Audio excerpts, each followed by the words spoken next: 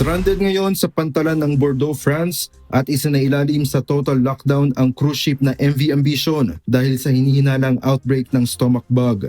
Kasunod ito ng pagkasawi ng isang 92-year-old na lalaking sakay ng barko na may lulang 1,700 pasahero. Alors, c'est un arrêt cardiaque, c'est une personne très âgée pour lequel la réanimation n'a pas permis une reprise des fonctions vitales. Cet arrêt cardiaque peut être lié à de multiples causes.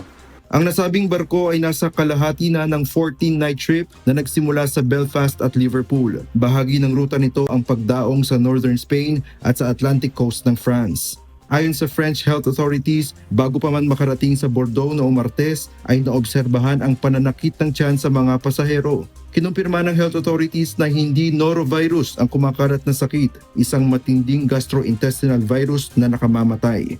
Gayunman, nagpapatuloy pa ang secondary lab testing sa mga pasaherong nagkasakit. Nous avons constaté qu'il y avait un décès à bord et puis quelques symptômes gastriques.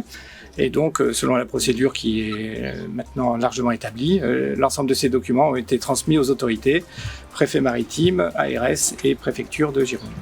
Hindi naman inaalis ng mga otoridad ang posibleng food poisoning bilang sanhi ng kanilang pagkakasakit. Tiniyak naman ng Ambassador Cruise Line ang may-ari ng barko na agad silang nagsagawa ng sanitation at prevention protocols upang maiwasan ang lalo pang pagkalat ng sakit.